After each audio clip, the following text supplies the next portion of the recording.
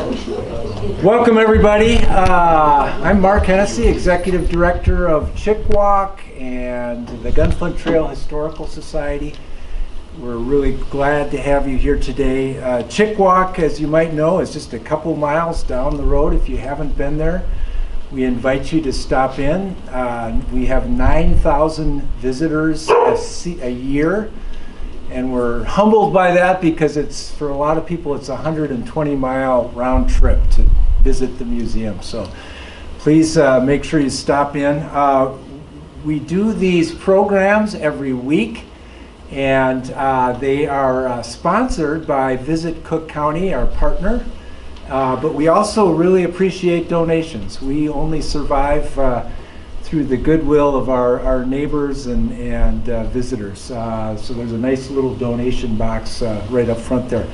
I'm so excited to be able to introduce our speaker, Lonnie Dupre, who has quite a list of accomplishments, known by a lot of people from Cook County, obviously, but also known nationally and internationally with a lot of his exploits. I got to read just off my phone a couple of the things that he has accomplished and in his short life here. So 1991 completed the first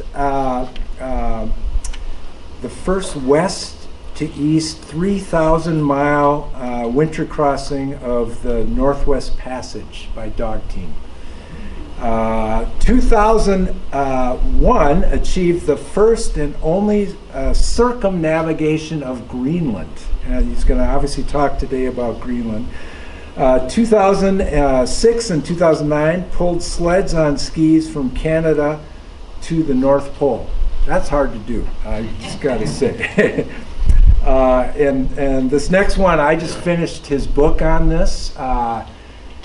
Great book if you want just some adventure reading and a little bit of misery involved. Is he accomplished the first solo ascent of Denali in January in the middle of winter. That, let me tell you, is no easy feat. So he's done some amazing things. Today is going to enlighten us on Greenland a bit and other things. So let's have a big welcome for Lonnie Dupre.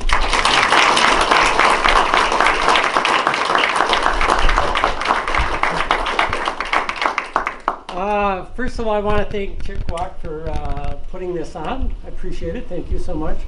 I don't get a chance to talk to the community too much, but or get up the trail too much, so I'm really excited to be here. And thank you for coming indoors on such a beautiful day. I've been running around the Arctic since I was in my late 20s, I guess. And there was something about the Arctic that just really grabbed me. It was going to these areas that, well, one, had ice and snow, because I love snow, I love winter, I love the cold. And I think what drew me to these cold, isolated spots were that the simple fact that I don't do well in heat. You know, when it gets above 68 degrees Fahrenheit, I like start melting. And so one of the reasons I moved to the North Shore is so I could be close to the lake.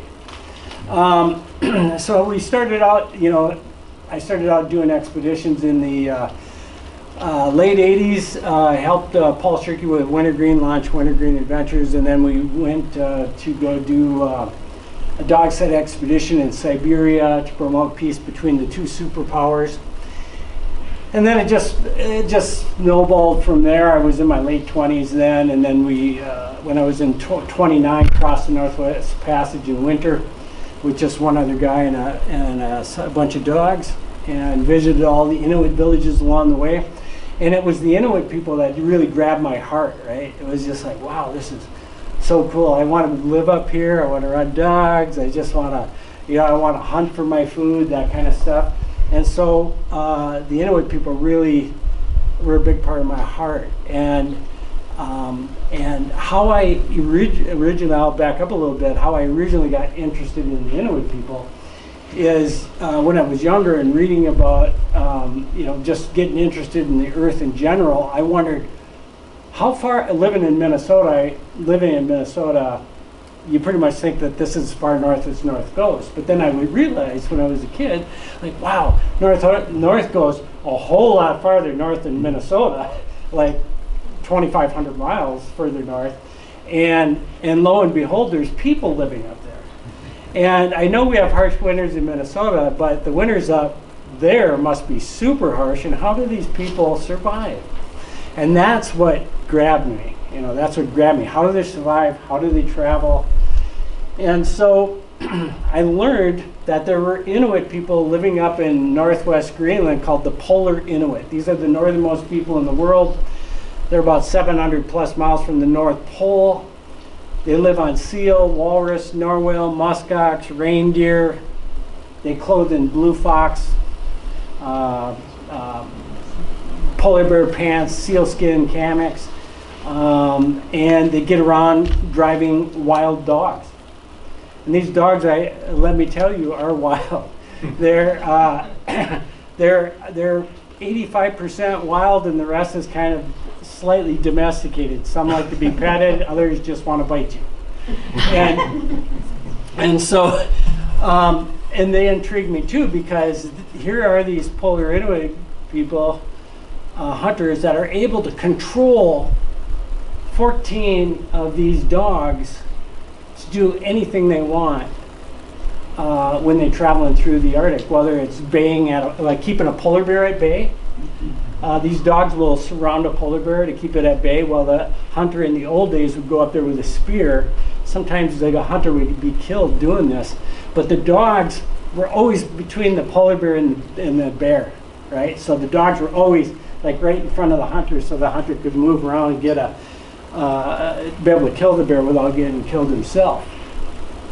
And then, so these dogs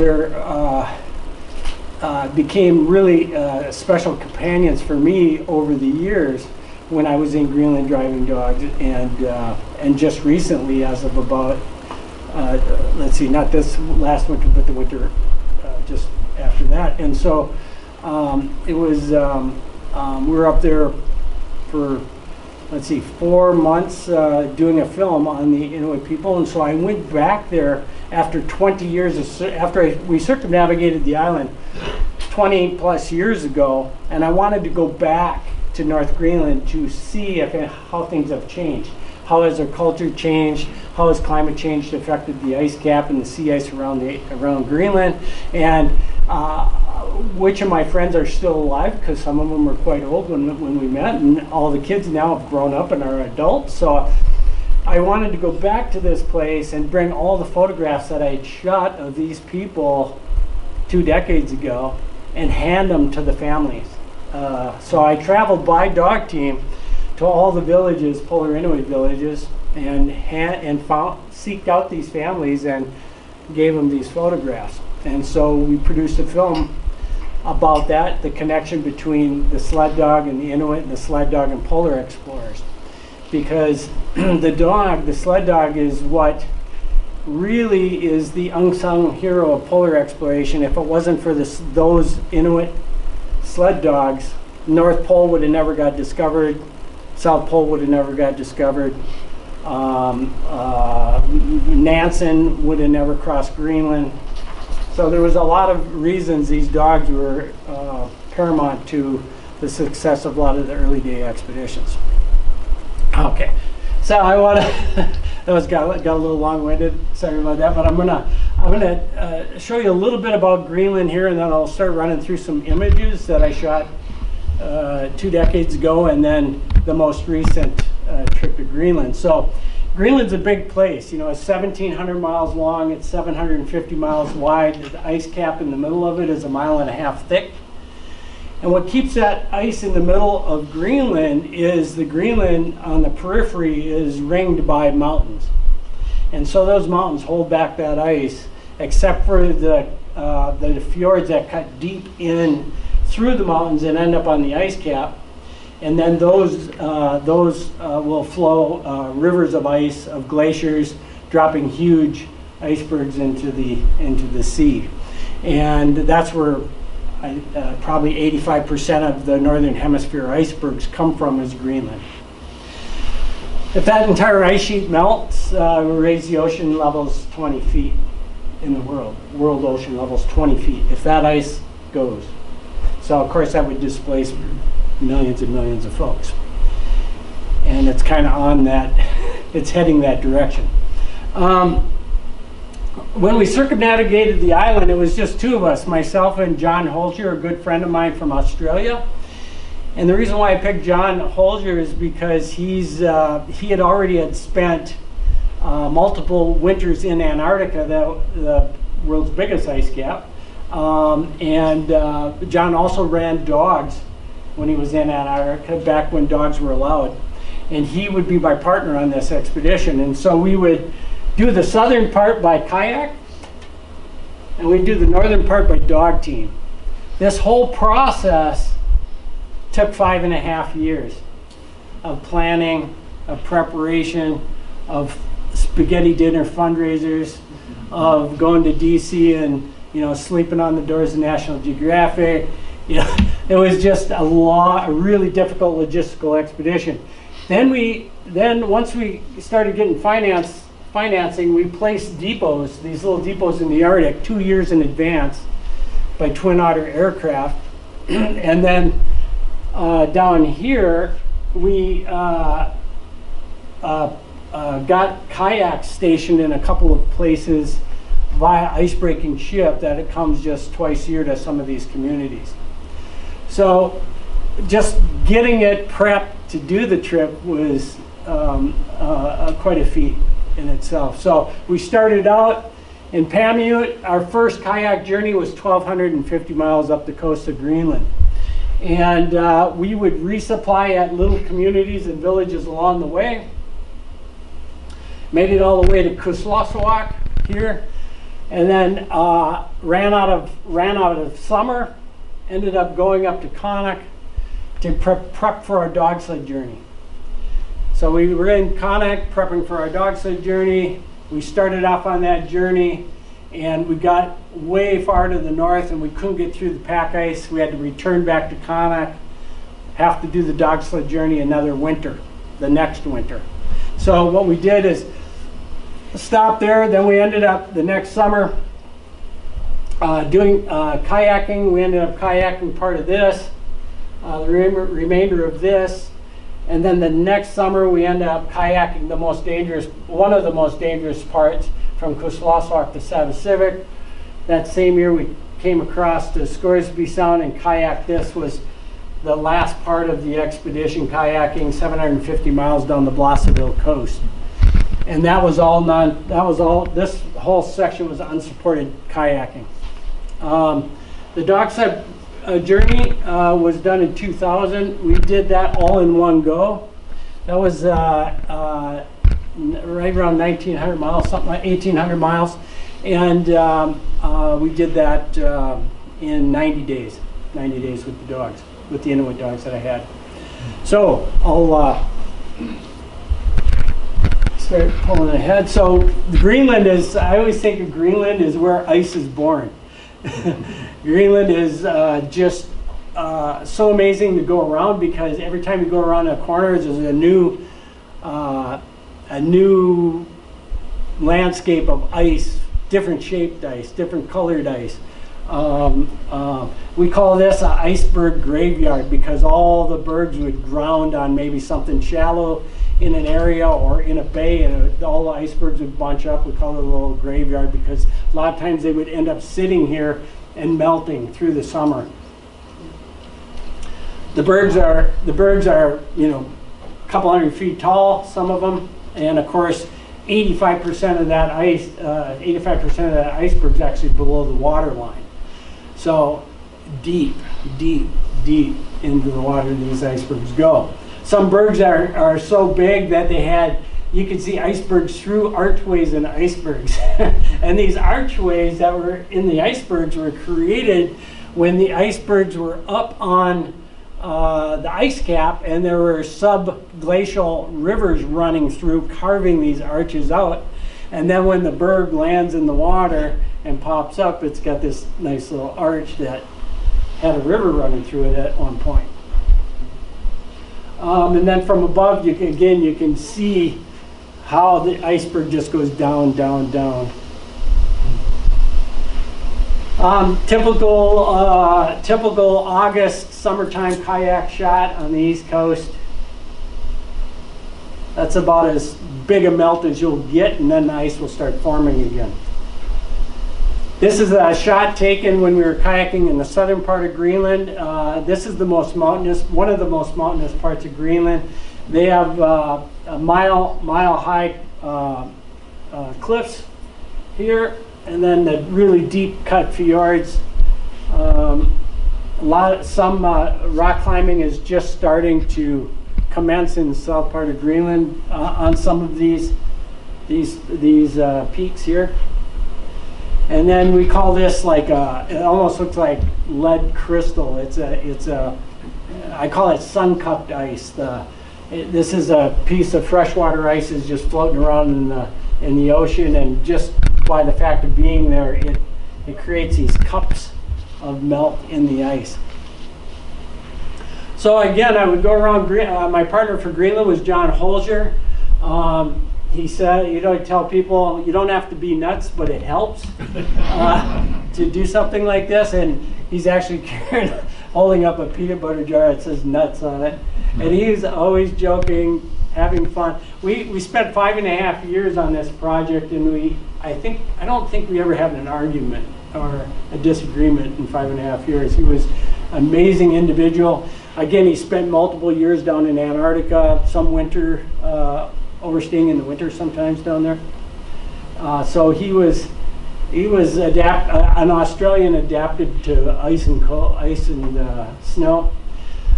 So on most of the west coast of Greenland, we kayaked using 2 kayaks, catamaran together. We tried to sail, but it never worked, so we always had to end up paddling. And then majority of the rest of the island, we actually used a single or a tandem boat. And we found that a tandem plastic kayak was much better expedition boat than 2 single kayaks for several reasons. One is the boat is more seaworthy. It's a little more stable. It's actually a little faster.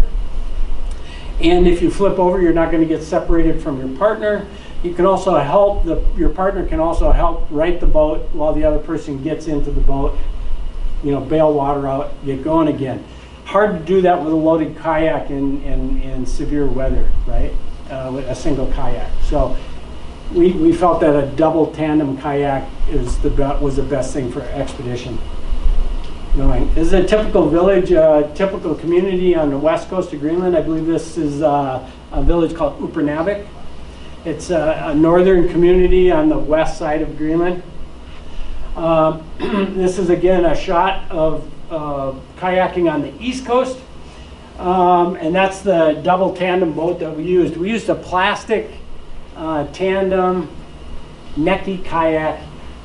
So we wanted it plastic, and we wanted it so we could drag it across the ice, because there was many times on the expedition when we were kayaking that we had to cross miles of pans of ice to find open water again in order to paddle.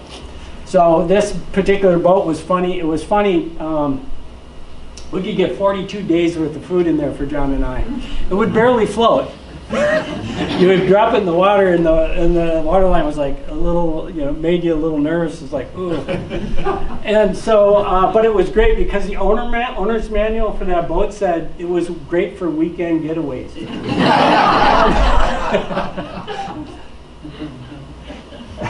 Sometimes we had to get out of the kayak and climb up an iceberg to view the route ahead to see where we could paddle. Because sometimes the ice was so thick, we called it brash ice. The ice was so thick that when you're down with your butt 6 inches below the water line, you can't see where you need to go. So a lot of times we had to climb up on a rock hill or an iceberg or something and view the route ahead. And then we could kind of put that in our mental Rolodex and wiggle through there until we need to get up on a high spot again. and so this kind of gives you an idea of what the east coast of Greenland is. Rock and ice and no vegetation. It's so raw there that not a blade of grass grows on any of that, right? And once in a while, once in a great while, we'll see a green spot in the distance. Go, what's that? What's going on there? So we'll paddle over to this green spot, and it happened to be an old Inuit settlement from 500 years ago that all the marine mammal fat and skins and bones and stuff that accumulated on one of these little rock islands created vegetation. And so you could spot these remote, undocumented locations of Thule Inuit sites along our kayak route just by the color that we could see miles away. And we'd wiggle in there and see that. And we'd go in there and we'd sit in these old rock huts and stuff, and we'd be like sitting there pretending like we were back 500 years ago or whatever, or 1,000 years ago, and we're like, you know, laying on the little rock bench, and we'd be sitting in there talking to each other, and all of a sudden we'd lift up little sections of rock, and you'd find arrowheads in there, and ivory hair picks, and things that they'd leave in certain locations in these little rock buildings, so when they came back, they would find them again. And it was an amazing journey. Again, so sometimes the ice got so consolidated, we had to drag the boats out on the ice and figure out how we needed to wiggle through there. And sometimes the ice was so compacted, like thick chili, that you couldn't paddle no longer. So we're just, John and I are just sitting there with our boat. We can't go forward, and if you actually, you can't step on this, you go right through immediately, right? And so the only thing we could do is take these gaff hooks we had in our hand there. There are 3 foot long wood handles with a really big fish hook tied to one end of it. And we would reach ahead simultaneously while we're sitting in the boat and move the boat ahead, you know, a meter at a time, until we could get to where we could either set up a camp, get to a place where we could get out of the boat and at least walk around a little bit, or find some water. And so we were still in our 30s, so we could do that, right? We could do that. And then pulling the boats across Pan's ice. The plastic slid really well, and 2 of us pulling on it went quite well. And then we just plop it into the water again. And the nice thing about kayaking in the Arctic, if you got a little bit of ice around you, you never have big waves or surf or anything like that. And so you always felt pretty safe, because the last thing you want to do is flip over into that water. And then of course we had visitors to keep us entertained. One polar bear encounter we had. A mama polar bear was way up on this hillside with 2 cubs, and she appeared to be like, I don't know, a quarter mile away or something like that, just playing with her cubs. And John and I are just paddling, watching her, and we're looking up at her, and our paddles hit the ice, and then all of a sudden she goes, and she stands up and she's looking like this, and she looks, and she's seen us down there, and so she gets down like a big otter, puts her arms behind her, and she's sliding right down to us, and the little cubs are following, and I'm going, oh, well, and I'm trying to figure out, okay, where's a bunch of water we can paddle out of here? You know, we're stuck in a little crack in the ice paddling that, and pretty soon that bear was right down there, right next to our boat, and we're like, there was nothing we could do. It's a marine mammal, you know, they can swim pretty well, they can pluck us out of those boats, no problem. And then she's got the little cubs running around going, oh, this isn't a good deal. But as soon as she got one smell of John and I, she took off down the coastline pretty fast. So apparently she had been hunted before and recognized the smell of humans and got out of there. So it was very entertaining, but kind of glad to let her go on her way there. We're getting a little played out. It's that whole East Coast was unsupported. We had to carry everything with us. A lot of ice, a lot of hard work. Sometimes in the mornings the ice would freeze with a the water would freeze with a thickness of ice about a quarter of an inch, so it just made it difficult to push the kayaks through or paddle the kayaks through. So we often had to wait till about 2 o'clock in the afternoon when that ice would go away and we could paddle again. So that we had to do that. Some days it was so fogged in we couldn't paddle. So we had to always adjust for that. A lot of times we paddled at night as well. And there was times we had to paddle right up against the mountains that came right down to the water. And on the Blosseville coastline, which is 750 miles of this, is right down to the water line. So very few places to camp. And that was the biggest thing. Where do we camp? So we had to study these maps, and they were very rudimentary back then, so we were just guessing, because we had to go from one campsite and make sure we could find another campsite somewhere. And sometimes it just meant tying the boat up on the rocks and sleeping up with the nesting birds, you know, to find a place to camp. And so you can see the mountains right down to the water. And this Blosseville coast is quite notorious. So there's a camp spot, you know. It's a typical camp spot. We just got a cam, we put that in the rocks, we tied the boat off to it, and of getting some fresh water. But that was a campsite. And so one time John and I were paddling, and the only time we actually went in the water is we were paddling along the coast, and this iceberg, I don't know, a mile out, maybe a mile and a half out, calved a piece of ice off the side of the iceberg that was probably the size of a school building, right? Just, oh, that's kind of cute, you know, get paddling. That created a tidal wave under the water, and that tidal wave was coming over, and because there was ice on top of the water, you couldn't see the roll coming in at us, and it was coming under the ice. And here we are on the boats, we're just paddling like this. It comes under the ice, and then when it reached the shallow part where we were paddling, it rose up like this, and our boat rose up, and we're just like, going, whoa. And then it brought us way up onto the rock ledge, and our plastic boat hooked on the rocks, went upside down, and then we went down like this and out to sea, and the water sucked us both out of the cockpits of the boat and deposited us underneath the ice. And so we're under, so we get sucked out of the boats. We're in this, like, you know, I open my eyes and there's just ice there, right? I went, oh shit. And so this isn't good. So I had my eyes open, but I could see the orange. I could see some orange in the water. Over there, so I started swimming under the ice for it, and I popped up next to the kayak, and I'm like sputtering and stuff, and I immediately started looking for John, and John wasn't there. So I'm swimming around the boat, I'm looking around, all of a sudden John comes up, which seemed like an eternity. He comes up spitting out water, you know, maybe, I don't know, 10 meters from the boat. And then we immediately started going around and gathering up all our gear that's floating in the water around the boat.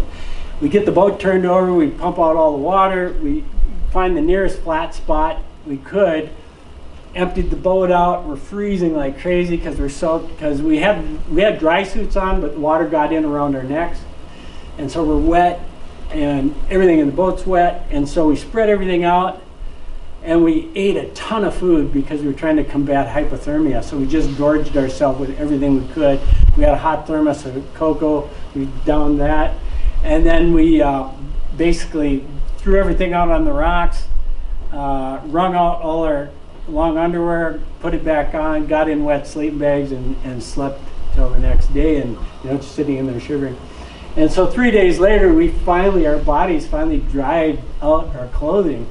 And we felt comfortable again, but we sure went through a lot of our rations, a lot of our food, to keep that energy going. So Blosseville Coast, again, on the east. Once in a while we find these nice areas where the rocks were nice and flat, and we have a beautiful campsite. writing in journals. We get in the southern part of Greenland now, where we found a little tundra, a little bit of grass to lay in. And now we're approaching a community called the Maasalik.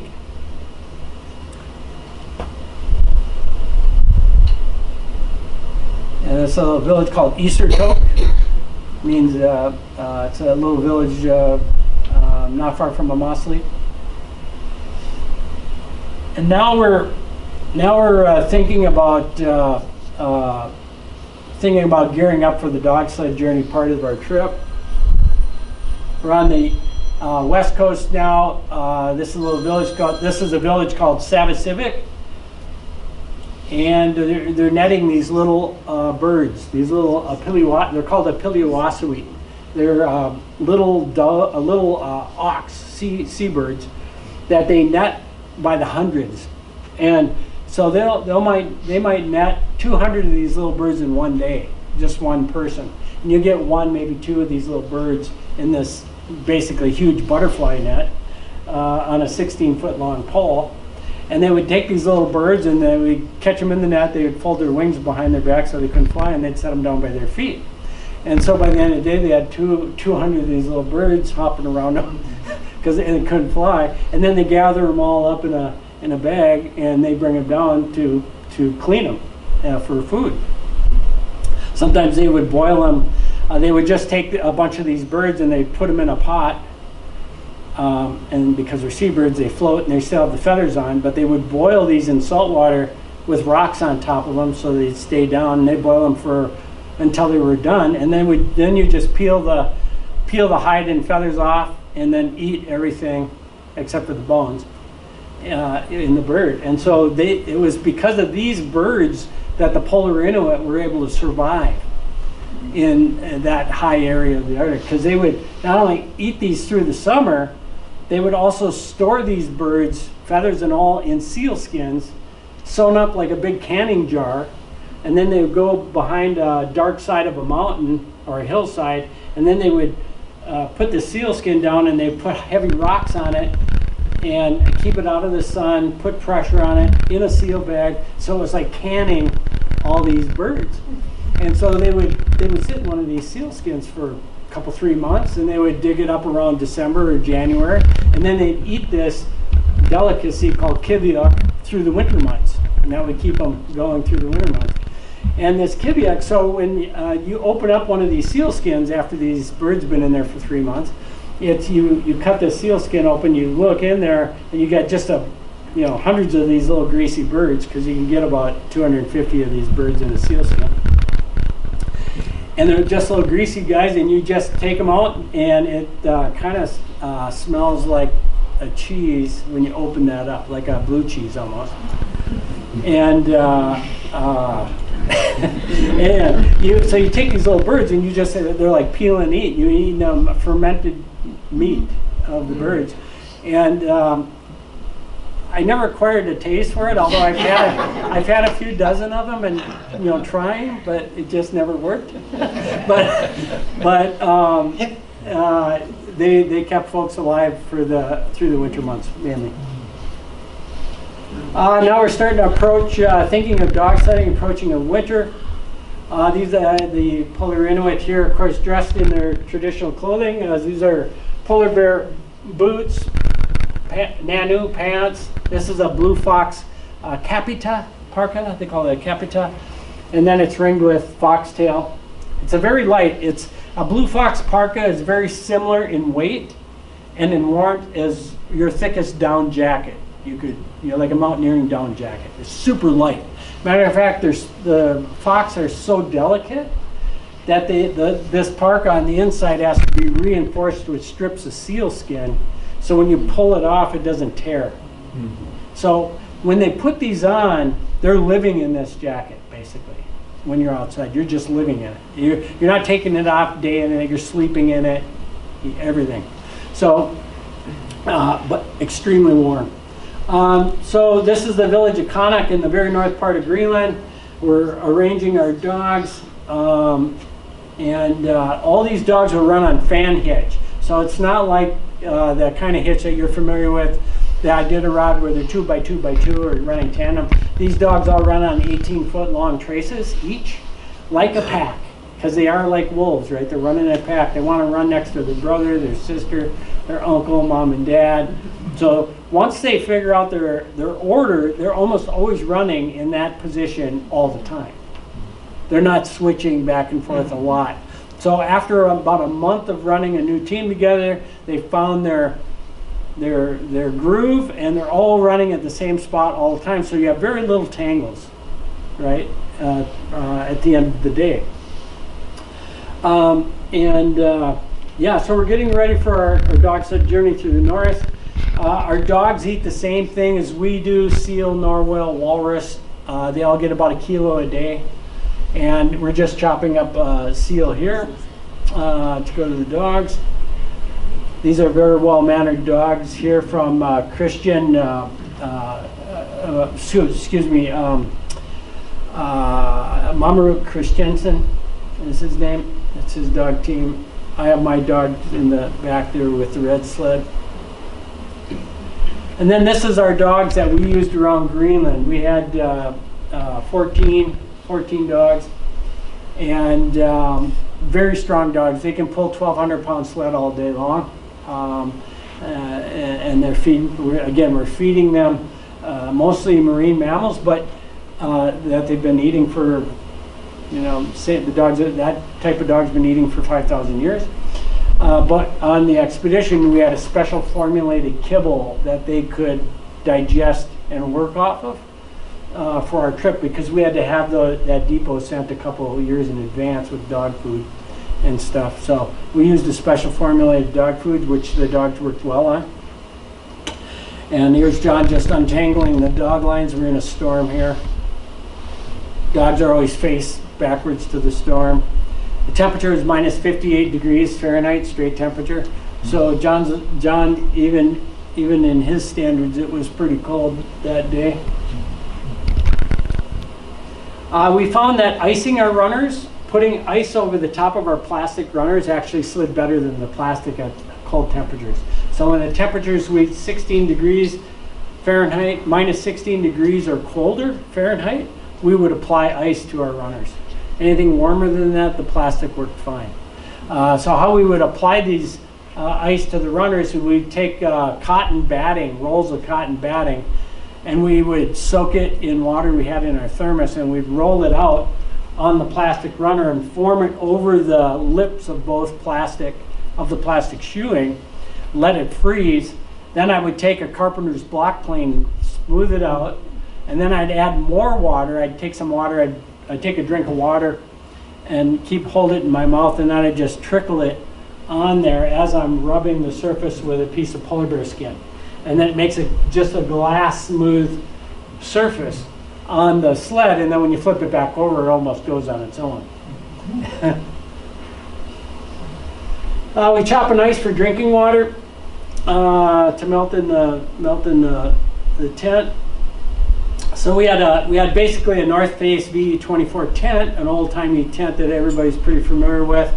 We pull it out, we string out our communications. This is before satellite communications, so it was a 16-pound SBX11 sideband radio, that we had to drag with us. We had to put out an antenna, 100 feet of wire that way, 100 feet of wire that way, bring the coax into the tent. And then before we crashed in the tent, of course, the dogs always get the #1 care. We make sure that they're bedded down okay. Sometimes we give them, we cut the fur around their feet so they're not getting snowballs between their toes. Give them a good feeding. Give them manicures. They all get manicures once in a while. And the wild ones, they didn't like this too much. Right? So there was a lot of biting going on during this process. Hence, we named one of the dogs Holyfield, because one of the dogs came up and bit John in the ear. So he got that name. But and then, so this is our tent setup. We would our North Face tent, our communications here. That we could communicate 600 miles. That was maximum distance. But we would communicate to a scientific base either in another part of Greenland or in Canada, and then they would relay that through a series of science bases all the way down to our families back home that we were still alive. So that's the inside of the tent. This is our radio right here. And then the stove we used was a stove I still use for dog sledding this way. It's just your Coleman 2-burner gas stove. Worked the best for this situation. And even today, that's what I used in Greenland just a couple winters ago. Then all our dogs just sit around the periphery as polar bear protection, letting us know if any polar bears are in the vicinity, and you can tell by how they're whining or whatever. And so they're on the lookout. And then all of a sudden we hear this, you know, and we look, and I'm thinking, okay, bears in camp. I look out of the tent, and here's polar wolves. So we're in the very northern tip of Greenland. So these are the northernmost wolves in the world. There were 5 of them, and they were coming in to kill our sled dogs, right, and eat them. And then this has happened to Inuit in other parts of Canada and Greenland. And so this guy was coming in here, tail between legs. It was funny. It was coming in very submissive, but showing his teeth, right? So he was just tricking him. So he's just like coming in, showing his teeth, like don't get too close. And then they were touching noses. Canoed my lead dog and this guy. That's when I came out of the tent. And then I managed to get this picture. And the wolves followed us around for a couple more days. Now these wolves survive on seals that sun on top of the ice, on the sea ice. So they'll kill seals on the ice, or muskox, small herds of muskox that are in that area as well. That's probably their 2 main thing. Maybe maybe a few lemmings as well. So this is the northern part of Greenland called Pearyland. You can see this is the Arctic Ocean. This is all pack ice that's been pushed up by ocean and wind currents. And and these are our dogs instead of going through that ice, which would take a month of Sundays, we went the long way around, came around here, followed what this is called the ice foot here, going up on another part of the ice foot to follow. So we followed the ice foot around the north part of Greenland. We got to the northernmost piece of land in the world. This is a little island out in the Arctic Ocean off the north coast of Greenland called Coffee Club Island. And it's not a place where you sit around and grab a cup of coffee. It's so cold and windy. So we just posed at a rock cairn that was placed there by a Danish survey crew, I don't know when, in the 60s, I think. So that's John and I there. And then on our way out of there, we had this beautiful sundog with the dogs in the front. And then after 90 days, we finally reached our destination after 1,800 miles, Chik-Wauk. I'm just holding up lead dog Canoed there. And we were happy. We were both dirty and happy to be done with that section of our trip. But we learned so much about Greenland. And back when we first started to think about circumnavigating Greenland, there was very little information about Greenland you could find in the US. And so we would travel to Denmark to learn about it. We would actually go to Greenland prior to the expedition to learn about it. And then we figured the best way to learn about Greenland is to go all the way around it non-motorized. And we would really have a good grasp on Greenland. But it's going to take a while. And it's going to take some logistics, and it's going to take some money. And so we did that. So now fast forward 23 years. Okay, so 23 years I think it's been. We came up with a project of going back to Greenland to do some filming, see some of the, visit some of my old friends, and try to make a documentary on it. I have a little trailer of the documentary at the end of this that you'll get to see. I don't have much for audio, I just have it on the computer there, so hopefully you can hear it. So when we went back, so this is Kayak, and the villages we spent time in is, there's a village here, a village up here, Kekadet, Siraplu, there's one called Moriosuk here, there's Petufik, which is also called Dundas, and then there's a place called Savasirik down here, which we weren't able to get to because of thin ice. So I'll bring you into that area right now. So there's Kayak, village of Kayak. You see all the icebergs frozen into the fjord there. That land in the distance is called Herbert Island.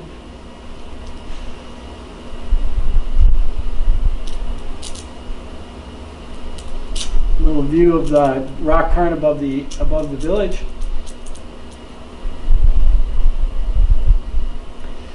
And then the dogs in the community there. This happens to be a meat cache. Probably putting narwhal and seal in there. Keep the fox out of there. This is a shot from our house, which looks exactly like that house. So Pascal and I, Pascal's here today. She's in the back there. Had a house just not far from these two, and getting a shot of the moon coming off the backside of Herbert Island. And then my goal was to go there and round up 14 dogs that I would use for our expedition there over 4 months, the next 4 months. So I went right down to the sea ice and started looking at all the dog teams. And I noticed that there was a lot less dog teams there now than there was when I was there. When I was there was 3,000 dogs in Kayak for 500 people, right? Mm-hmm. So you can, and so the thing with Kayak, if you don't have dogs, in the winter you can't travel. There's nowhere you can travel.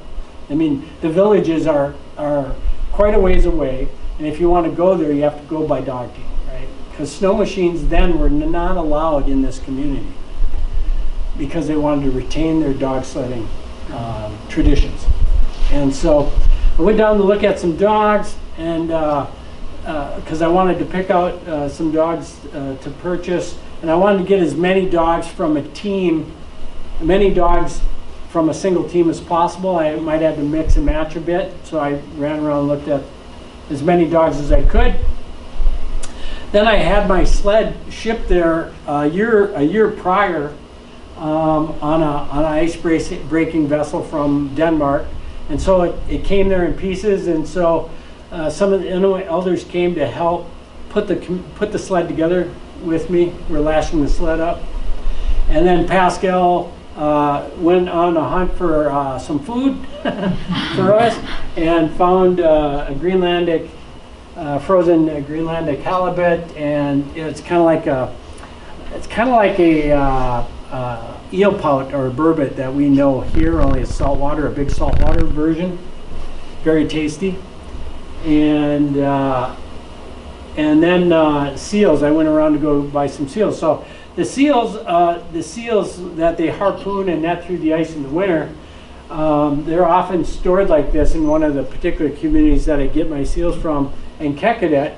They prop them up like that, so the seal knows after it's passed away, that it knows how to get back to the water, so its spirit can go back to the water.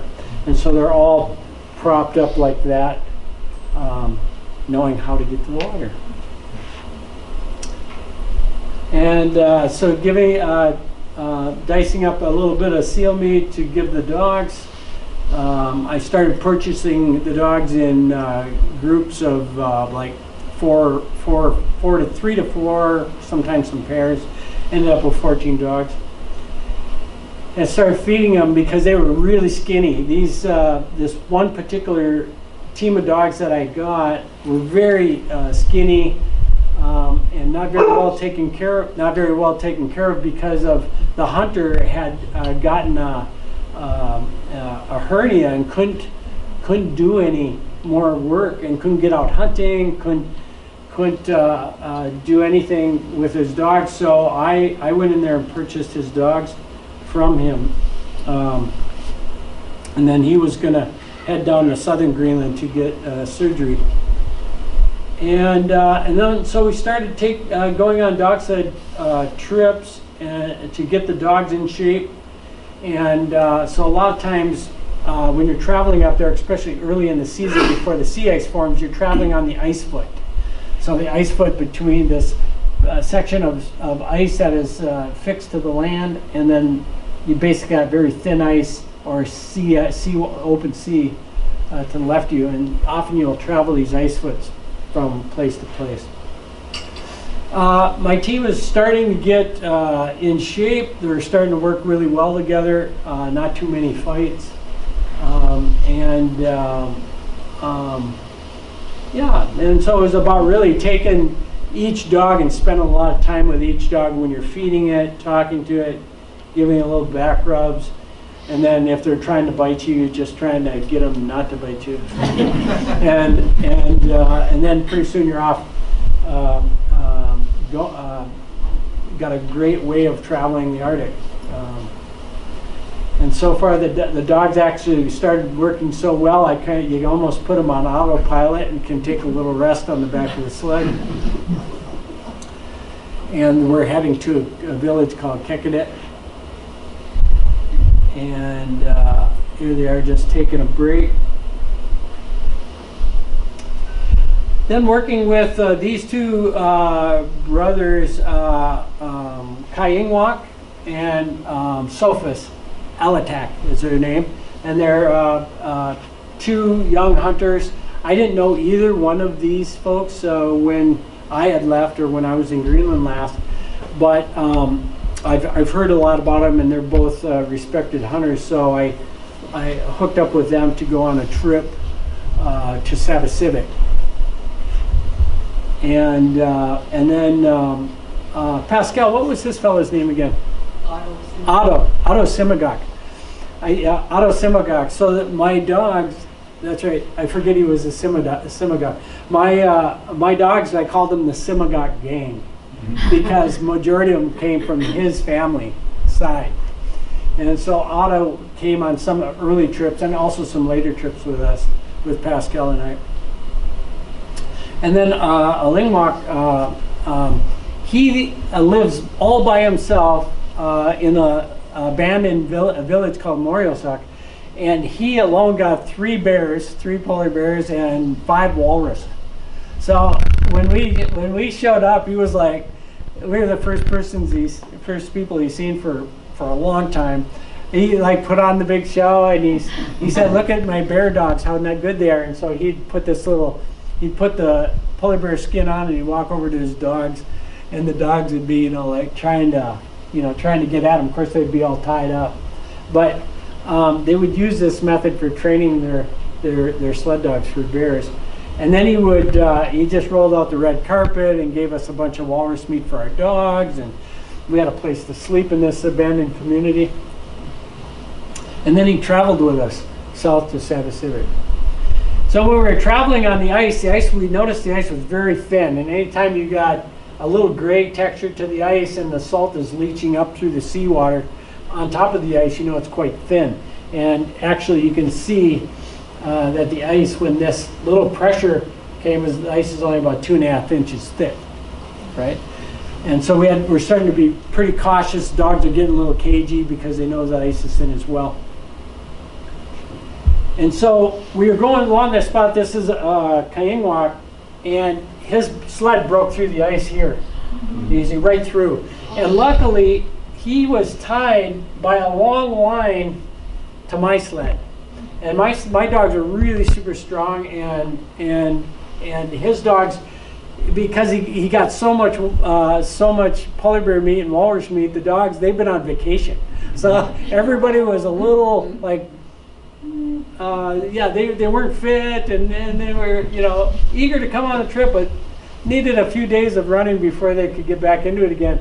And so what we'll often do between teams is hook teams together, one stronger team with one team that needs a little more of a workout, and we'll just travel that way. And luckily we did, because my dogs made it through there, and Chik-Wauk broke through, and his dogs were swimming and managed to keep my dogs moving strong enough so everybody could get out. We started to leave the sea ice, and there's an area on the coast where the ice meets, land-fast ice meets the regular ice. That leaves a big crack of open water here. A couple of dogs went in, but when the dogs get out, they shake off. We roll them. We get them dry snow on them, and it dries them out pretty quick. And they're pretty hardy. They just shake it off and go, "Well, I wasn't expecting a bath today," kind of thing. And they're all good to go again. So we decided we can't go to Savasivic. We have to go overland back to kind of where we were. And this time we're going to go overland through a rocky kind of valley and then drop into where Chik-Wauk was born as a child, in this little bitty, rundown little abandoned village of just plywood and little boarded shacks. And so we go through this rocky valley. And so we're pushing behind the sleds, trying to navigate with the dogs, making sure nobody gets hurt, pinched between the sled and the rocks. And then we get to this little community where he was born. And we ended up staying here for a few days because there was a storm, so we hung up some frozen seal meat and some walrus meat to feed the dogs. This is Sophus. And so we're just waiting out the storm here. We're sitting in there eating this special dish. I call it Inuit rigatoni. It's basically seal intestine that's been cleaned out and then boiled, and so it looks like sausages. And so we're in the hut eating that, waiting for the storm. Storm passes. Sophus grabs some more fresh ice, throws it on the sled, and we're off to another part to go halibut fishing through the ice. And in the old days, you would never see this, right? You would never see that. That would be a Blue Fox Parker or something. But he wanted to be special and have this. So his wife sewed him up this nice bright yellow anorak. And Sophus was such a peach. So we're at his fishing camp here where he baited a whole bunch of hooks with little smelt-like fish, right? Cut up smelt, kind of. And we bait maybe 300 hooks. And then we'd go through this hole cut in the ice in a big like steel plate. You'd hook the line to the steel plate and then send the steel plate down the water, and the steel plate would go out at an angle with all these baited hooks, and it would go down to about 600 feet of water and probably drift out, several hundred yards. And then all these baited hooks would be laying on the ocean floor, waiting for halibut to come by and chomp on them. And so you would put that down and then wait maybe 3 to 6 hours. And then with this cranking machine here, you'd crank up the line, with all the fish on it. And so it's just basically long lining fish through the ice. And so we got maybe, I don't know, there wasn't a lot of, we didn't catch a lot of fish, maybe 20 or 30 fish overall. And then we're off again, always on the lookout for seals sunning on the ice to hunt, because the dogs always needed some food. And back off to the next location. And then the dogs, of course, we'd rest the dogs after every couple hours of running. The dogs would sit, we'd give them a rest. They would eat snow for moisture. They were never given water. They were always eating snow. So you always had to find, when you were traveling on the sea ice, a fresh area of snow that they could eat to hydrate. Oh, I got that guy on a couple spots there. So at the end of the trip, at the end of the filming process, and I had to figure out what to do with my dogs. Now I fell in love with all my dogs, and it's like, oh, this is gonna be hard. I have all these dogs. I worked hard 4 months, running everywhere with them, training them, getting to know them, know all their personality really well, and then. But I can't take them back to Minnesota, they're much better off where they are. So I just I ended up finding a few up and coming hunters, young ones, young guys that wanted their own dog team. So I started searching around for young hunters, and I had that in my brain as I went out on my last run with the dogs, and this was close to one of the last runs with the dogs. You can see the snow has melted away. We're basically on mud here in one section. And taking me out for one last go, and they were just a really good team, probably even better than the team that, or equal to the team that John and I took around the north 20 some years ago. And yeah, went out on one last run, and then I gave the majority of the dogs to this young man that his whole goal is to become a hunter like his dad. And so he was pretty proud of getting this team. Actually, I split the team between him and one other hunter, young hunter, and so he was like beaming with pleasure. And he was really he wanted to be a hunter. He's kind of scared of the dogs. So I gave him the most mannered of the bunch, and the more wild ones I gave to the other person, which was a little more familiar with how to run the dogs and stuff. And so yeah, so he got those guys. And then yeah, so that was mainly my my trip there. And all this we filmed with one person that just took a camera and a drone, and we shot this whole experience. And the name of the film is called Amka, and it means one with a friendly spirit. And this is the trailer to it. And I have the audio is going to play on this, so it's might be a little hard to hear. There's some subtitles on there, so hopefully you'll get the most of it, and then I can answer any questions you might have. This is the joy that most people don't know. Just living in now. I don't think I could be happier exploring than off the back of a contact with a team of dogs. It was the dogs that changed my life, because then they were making me explore. Being there, touch it, feel it. That's one of the most amazing things in the world. Just to be there. Being in the moment like that, in that place is where you connect with native people. It's bringing me peace, insight, and also it's keeping me proud because I know my ancestor was living like that. This Arctic area in the dark or light, you cannot live without the dogs. What it means to me to travel with dogs is freedom. Yeah.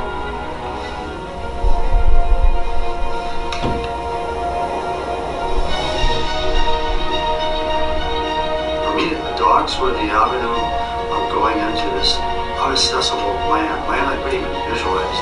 Our dogs are really tough. Without the dogs, our people won't be able to speak here. You can put your trust in those dogs. They put their trust in you as well. But the traditional knowledge is that's where there's hope. The native people in the north don't go out to them unless they're the wilderness. So now we have a sea ice, we need a dog team.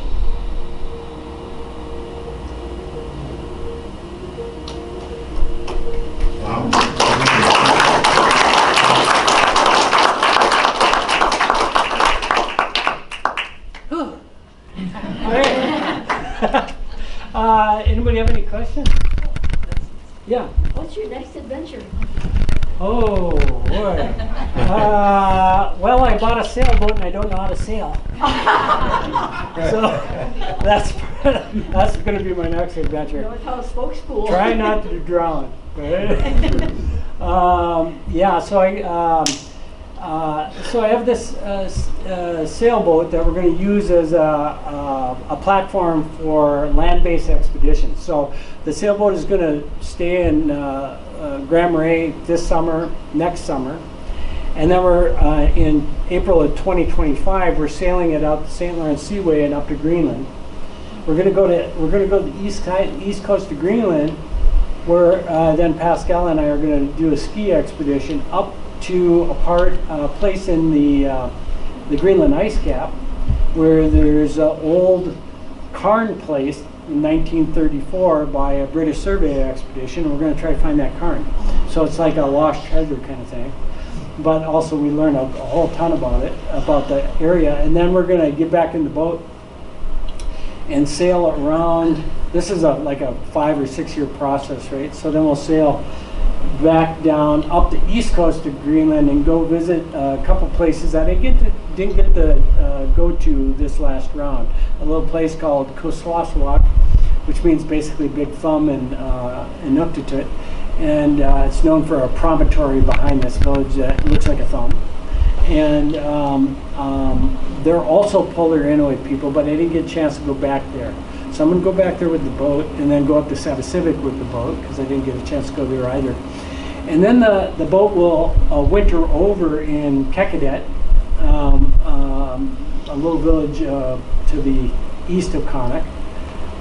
It will stay there. And then when it thaws out, I'll have established another dog team by then. And when the boat thaws out, the boat is going to be used to place depots, supply depots for our dog team that summer, which will then be placed in North Greenland, as far north as we can get with the boat. And then on the east coast of Ellesmere Island, Canada, there'll be another depot. And then the boat will probably stay somewhere around Grise Fjord in south of Ellesmere. We've got to figure out a place to freeze it in over there. Then the dog sled trip will commence to Greece, from Kayak to Grise Fjord. And then the boat will take off the next summer through a northern version of the Northwest Passage. So there's another route through the Northwest Passage that's just north of where the Northwest Passage is now. There's another couple channels and a couple islands that are rarely visited or explored that we're going to try to reach with the boat. That's going to be a 50-50 deal if we can get through there, depending on the ice. And the boat will end up in Haines, Alaska. And the boat will stay there for one season. And then we'll hopefully bring the boat back to Grand Marais via the Northwest Passage on the return. So the boat will then get back here 6 years later, after 2000. After something like that. Wow. Yeah. Anyways, that's the big talk category at the moment. So we'll see. Yeah. You've got absolutely stunning photography, Yeah. and I assume the equipment has changed pretty dramatically over the years. So early stuff must have been film. Yeah. But I'm thinking you're in a kayak and you're flipping over and everything is right there. How do you? Yeah, well, we had all our camera gear and vacuum packed, these dry storage bags, Okay. so that helped. But when I shot all the photography 20 years ago with Kodachrome 64 and Belvia 50 were the two films I had. I had a few other, some black and white that I wanted to shoot too that I used. And I just used a full manual, like Nikon FM2. Okay. So it's very similar to that. So everything was like super manual. Got to know the camera. Got to know the camera when it was 50 below and how the shutter went at 50 below versus at room temperature. So you had to adjust the camera a little bit and take multiple shots and make sure you got the shot, because you were not going to get there again. And so I took I don't know, hundreds of rolls of that material. And then we did some filming too on the kayak trip, so we took video of that. But we didn't take any video on the dog sled journey because it was so cold on that dog sled trip. We didn't feel like we could do any video justice on there. It was all moving, moving parts and so. Yeah. Yes, Jim. One of the more memorable scenes in the kayaking part for me was your encounter with the raven. Oh. Can you tell us about that? Oh yeah, there was a story that we wrote, and my ex-wife Kelly, a lot of you know Kelly Dupre, she wrote a book based on that story called The Raven's Gift. And The Raven's Gift was a children's story that was published by Houghton Mifflin out east, and then also printed again in French. But it was about this raven John and I encountered while we were kayaking the West Coast. And so we're kayaking the West Coast. We're out of food, typical ran out of food. We're hungry, that kind of stuff. We get to this Chik-Wauk Peninsula. We find a place to pull off, and we're like going, oh man, we're so hungry. We start talking about all kinds of things we're going to eat when we can't eat, that kind of thing. And all of a sudden I hear this, caw, and I'm going, geez, what's that? That's interesting. I've never heard that before. It was like a hawk, but really wasn't a hawk. And so it kept going on. And so I grabbed the HF radio, which I was going to contact the village not far from us to make my once a week call in, and I needed to get up high to do that. And I followed this cawing sound, and I get up to the top of the hill, and here's this raven standing on a big rock, maybe a rock about this tall, and it was hopping around like this. And it was looking at me, and it was doing its wings, and it was cawing. And I'm going, wow, that's really weird. And I'm watching this raven, and it was like trying to get my attention. And I could see that it had something tied around its leg. And so as I got a little bit closer, I could see that it was muskox down. They got long hair. They got like 20-inch long hair, guard hairs, and somehow that raven must have been building a nest or something and got this fur wrapped around its leg with a piece of driftwood tied to it. And so the bird, he was played out. I don't think he could fly with it very well or whatever. Anyways, it was all played out. And so I started talking to this raven, right? And so I started going over to it, and I said, well, John and I are kind of down and out, and if you could kind of help us with getting on our journey, I'll take that thing off your leg, kind of tried making a deal with this raven.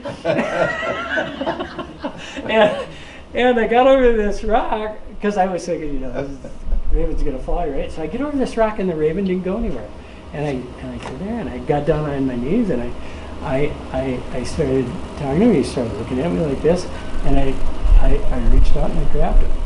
And then he was a little startled. Then he got a little startled, and he was like this, and he started pecking me a little bit. And finally, I got him calmed down. And let me back up a little bit. I missed the thing. So I started talking to this raven about how hard we were having it, and I can see you had a little trouble. And the raven was like, well, I don't really have anything I can give you. I'm thinking all this in my head, right? I really don't have anything I can give you except for this little rock. And the raven went over and he picked up this pea-sized rock and he set it down in front of me on the rock. And I'm looking at it, and then I reached over and I grabbed the raven, and I had a Swiss Army knife with me with a scissors on it. And so I cut this little, I went through and I cut this thing out. He was getting a little scared. He's pecking at me a little bit. So I got this thing off him. I got his wings cupped, and I threw him up like this. And he went up and he turned around and he came back and landed on the rock and he jumped around. He jumped around like that, and then he took off. And so we wrote a story about it. And so that was the raven's gift. And so that he gave us a gift of keeping going, and we gave him a little something so he didn't have to drag the thing on his leg. And yeah, so it was, yeah, that was the Raven story. Yeah. One other question, yeah. 2 questions actually. Yeah. When you were in the kayaks, there were a lot of inlets and fjords and everything along the coast. Did you go in open water or did you have to go in to be safe? Yeah, so, you know, you look at Greenland on there, it looks like, you know, pretty cut and dried to how, what it looks like on this map. But actually there's thousands and thousands of small islands on the southwest coast of Greenland. And the fjords and the channelways are complex and very difficult to navigate. So if you're kayaking, you don't want to go down a dead-end fjord for 50 miles and then go, oh, wow, that wasn't a good idea. You know, so you just, and you couldn't go too far out to sea because it was completely treacherous out there, right? So we just always took the line of least resistance and how to, and high safety. And make sure we didn't get going down a dead-end fjord by accident and wasting a lot of valuable supplies and energy. And so we navigated that whole thing with map and compass mainly, and we would check our GPS coordinates at the end of the day. So at the end of the day, we knew exactly what little island we were on and where we were, and then we could mark on our map where we needed to go and the bearings on each direction. So, and how we knew exactly, because we've been kayaking so much by then, exactly how long it would take us to go from one island to the next if it was dense fog. So we'd be going, okay, in 5 minutes we should be seeing this next island. Sure enough, it would start coming out, yay, we go to the island and then do it all over again. And that's how we navigated. Yeah. One more quick. Yeah. All of those villages, where does the wood for those houses come from? Where do those boards come from? Yeah, so Greenland is it was governed by Denmark, and it's a Danish. It's Danish sovereignty there. So they get all their supplies from Denmark, Copenhagen, that kind of stuff, and yeah. So all their and the supplies depending on where in Greenland they are. So there's some ice-free ports in the south part of Greenland where they can get supplies year-round, but then there's other ports like up in Chik-Wauk, which just get a ship once or twice a year because of the sea ice. Right. It was, yeah. How did has the climate changed both the way you traveled and the lives of the Inuit? Yeah, so so what's happening up there right now is that the ice is receding so fast, both sea ice and ice cap. It's receding so fast that it's changing the topography of the coastline of Greenland, because the coastline of Greenland has overhanging glaciers, receding glaciers. So when you go there, you look at the old maps that John and I used, and you don't recognize anything. All the ice is gone. All the thing is from the maps, like you couldn't navigate visually or using dead reckoning off the old maps because everything's changed. So now, currently, they're producing new maps of Greenland, you know, to accommodate what you're seeing visually now. And the other thing is the sea ice is going rapidly because it's not only heating up from above, but the ocean currents are warming as well. And so what's happening, when I was in the fjord fishing 20 some years ago, the fjord ice thickness was 7 feet thick, right? When I was there, same time of year fishing, now 18 inches thick.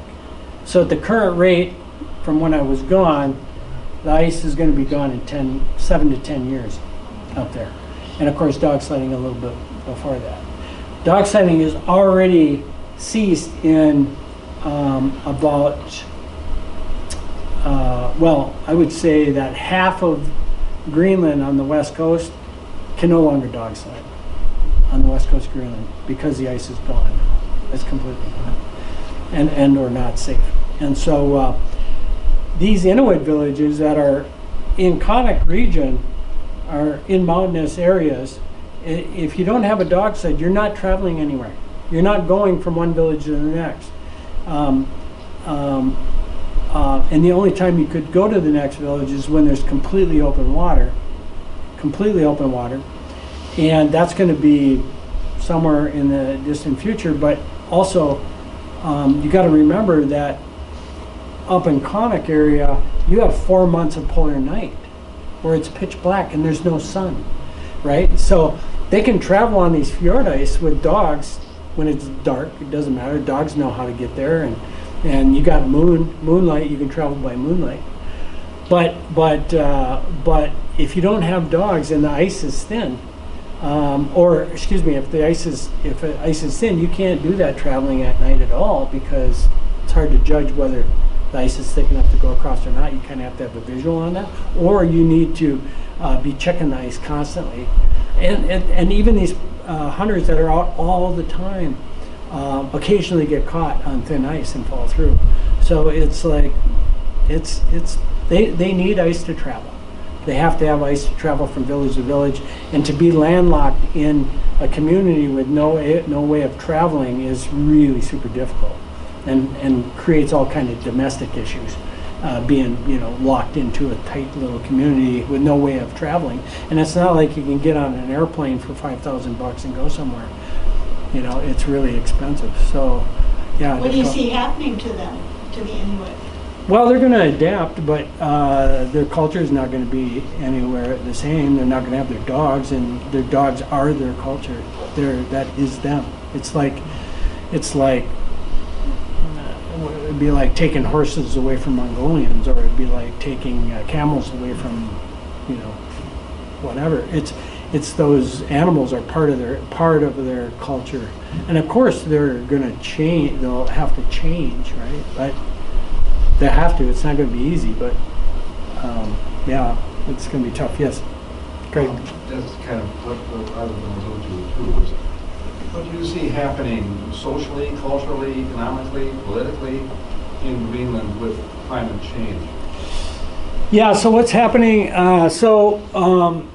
culturally what's happening, of course, when I was there 20 years ago, they didn't have television or anything, but now with satellite, you got everything, social media, Facebook, smartphones, they have all that stuff there, because if you got a satellite link, you can be in the most remote stretch of anywhere on the planet and be connected, right?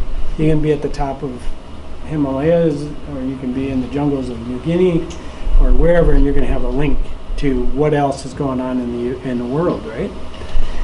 So that when you're in a small village like that, it pulls those cultures apart. Like, wow, look at what's going on outside of our little community of Chik-Wauk. There's so much out there. I want to see it, but yet they're scared, and it's like, what's it going to offer me?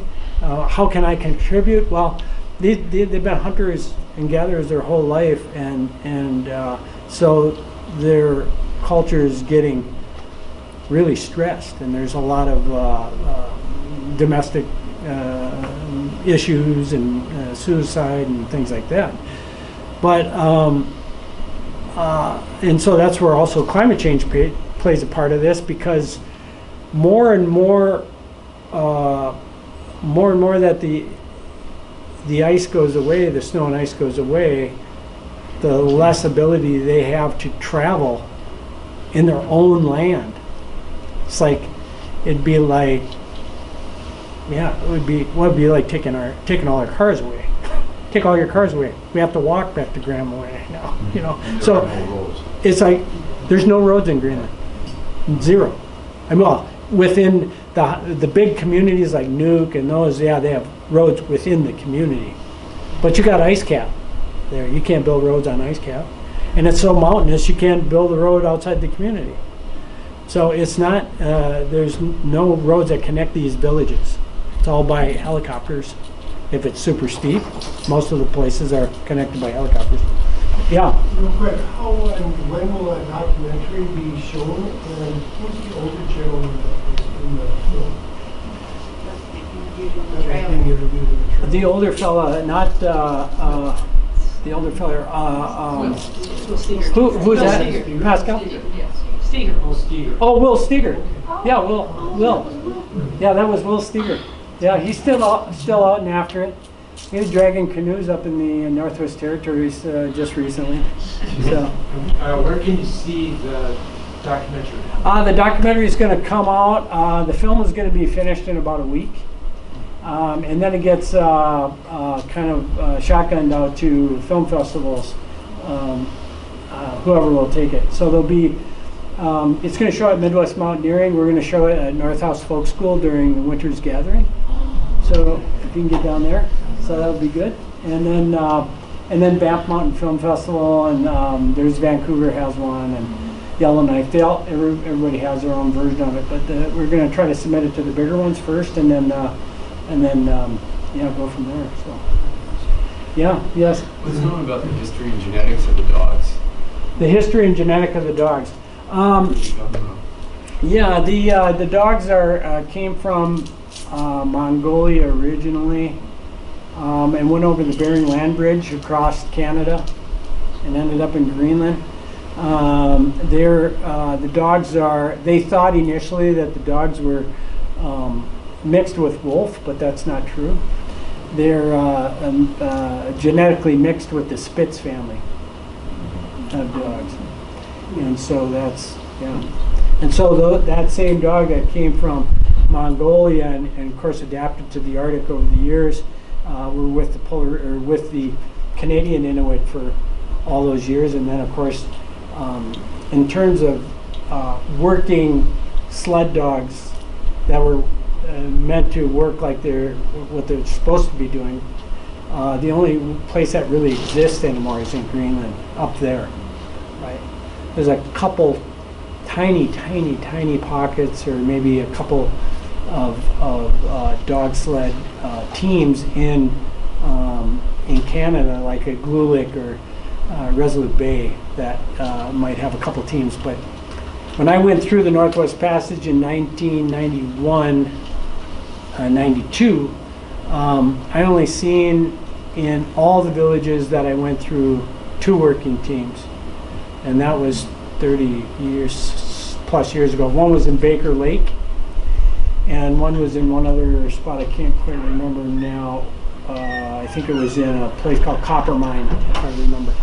But there was one at that time working in out of Igloolik, and Hall Beach was another place, but I know not many anymore. So